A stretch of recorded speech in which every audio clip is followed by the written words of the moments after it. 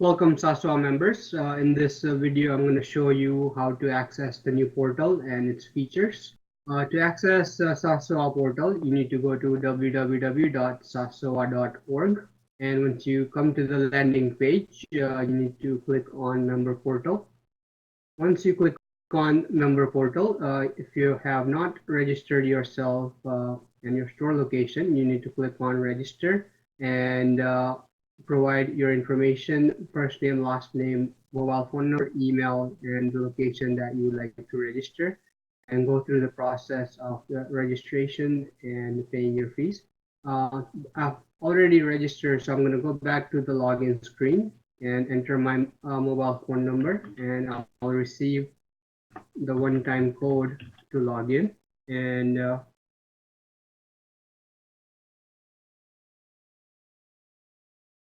I'll receive the one-time code, and I'm going to enter my one-time code, and I'm going to sign in. Again, I want to explain the reason behind this one-time code and the login.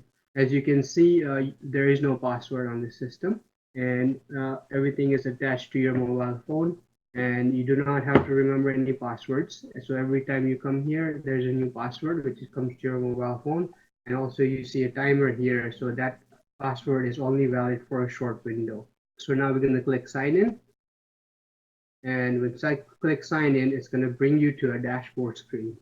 So on the dashboard screen, you can see the membership details. You can see your name, email address, your phone number, the status of your membership. If you are a new Saasoa member that has never had a membership, there is an approval process which you will get approved in 24 to 72 hours by the Saasoa admin.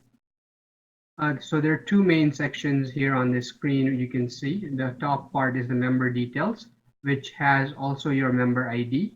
The member ID is associated to yourself individually, not the store. This is your member ID. And below that section, you will see stores. And here you will see listing of all the stores that you're associated with. And again, the store also has a different member ID or store Saasoa store ID, which you can see here on the left banner. And if you want to add additional stores, you can click on Add New Store and fill out prevalent information with the store address, business type. You can put in C-store with gas station, hotel, liquor store, or whatever the business type you have. Next, you select the brand of the gas station, if it is a gas station, and you put the doing business as names, the store's name. Next, you put the entity details, which is the corporation name or LLC, business phone number, and EIN. If you do not have the EIN at this time, you can always go back and update that information. I'm not going to save this because I already have added the store.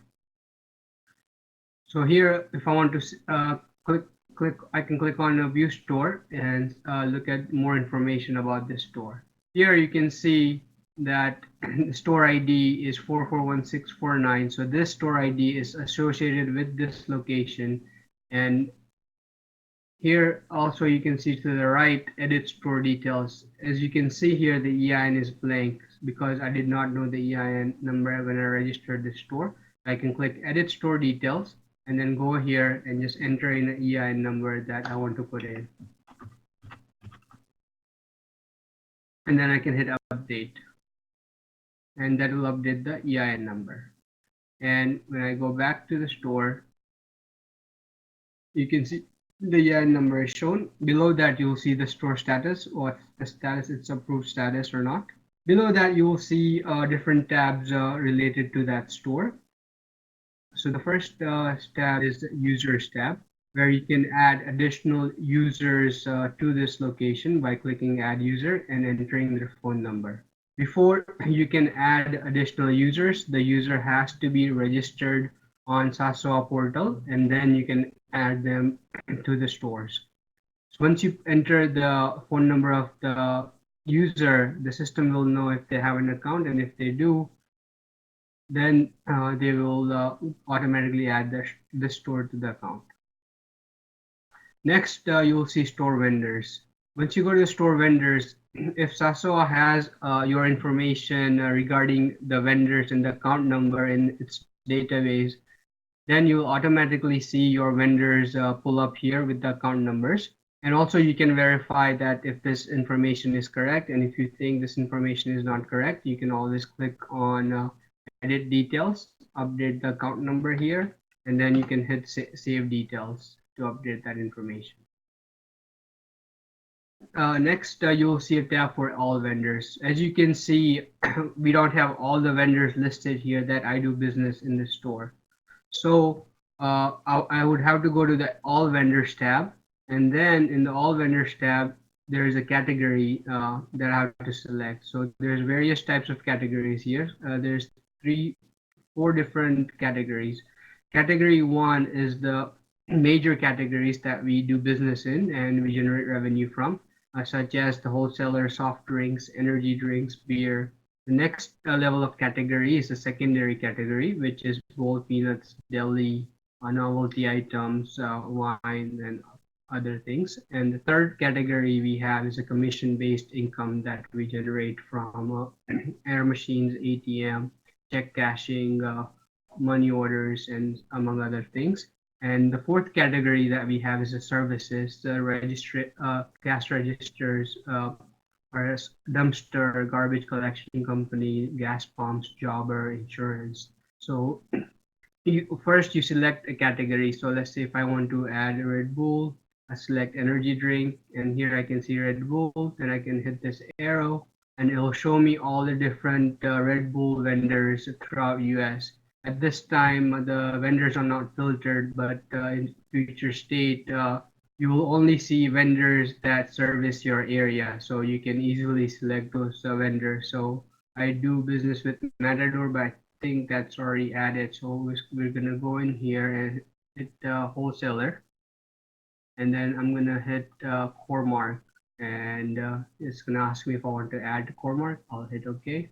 And what's gonna happen is it's gonna take you to the store vendors tab, and as you can see, this has a red bar to the left, and it's in the background is red. That means that I need to update the account number and the contract expiry date. So to update the account number, I hit edit details, and I can just put account number for that the vendor, and then contract expiry date. The contract expiry date is there to help you keep track of your contracts with various vendors. So the system can alert you when your contract comes for expiration 90 days before, 60 days before, so you have time to renegotiate that contract. And also you can hit save details. The upload document will also help you upload the document related to that vendor, such as their contract or invoice copy that you want to upload. Next, we have a section called deals. So deals section is not ready yet, but when it is ready, you will see different deals from all the vendors we putting here, the promotion they'll be running. For example, if a Coke is running Monster $3, $4, $5, then you'll see that promotion here, and you can accept that promotion, look at details regarding the promotion, when it starts, when it ends, and also the system will alert you a couple of weeks before the promotion starts, so you don't buy it at a higher cost. Also, it will alert you when the promotion's ending, so you can stock up on it. So really, just help you run your store operations more efficiently and improve your cost on goods. So vendor have access also on the Saasoa portal for a vendor side of things, where they can also look at your store's account number. And let's say if Matador sees this account number and they know that this account number is not right, and they have ability to update that account number also, so there's accurate information in the system. And going back to the deals, so same ways, the deals will be loaded here based on your county and zip code. So based on your location, the deals will be loaded by the vendors, and they'll be mapped to the county and zip code that you do business in. Next section is the rebate section that's still not built out yet, but will be coming soon. Here you can see all the rebates that you will receive from different vendors and their purchase histories, or how many units did you buy and how much rebate you received. So all that information will be loaded here in a future state. Next tab is the membership tab, and in the membership tab, you can see when you paid your membership fees and how did you pay it, and when does your membership expire, and among other things. The next tab you see is the documents tab. In the documents tab, you have ability to upload various documents such as W-9 forms, licenses with expiration dates, so the system can alert you when your license are expiring. So it can remind you that hey, you need to renew this license this many days out. So it just again help you better operate your store. The W-9 form is very critical for us because in order for our vendors to pay the rebates to us, they require a W-9 form. And so if you upload it here, the W-9 form, then the vendors can easily have that information available to them. And also in a future state, you will have ability to email these W-9 forms to vendors or any other email address that you want to send to. You can send it directly from the system. And here you can also upload other documents related to your store that you want to. And as you can see, this is a complete secure system we have designed. So all information is encrypted in transit and in storage. So all your information is safe, and it just helps you better organize your documents and just keeps you all the reminders and everything. So we've gone through all the sections that we have today, but as the system is evolving, we'll have more and more information on this system. Next thing I want to cover is the tickets. You can see on all the screens, there's option to create ticket here, there's tickets here, there's create ticket here. So I'm going to go to the dashboard with clicking this arrow, blue arrow back, and now on the main dashboard screen. As you can see, this white space here is empty today, but as we move along and as you add more information, your alerts, all the news, everything will be coming in this white space and you can take action on it. Again, if you want to edit your profile, you want to update your email address, you can hit edit profile and you have ability to change your email address. And also there's member information. So there's more things will be coming where you can update more about yourself, more details that you want to update here. So now I'm going to go back to the dashboard.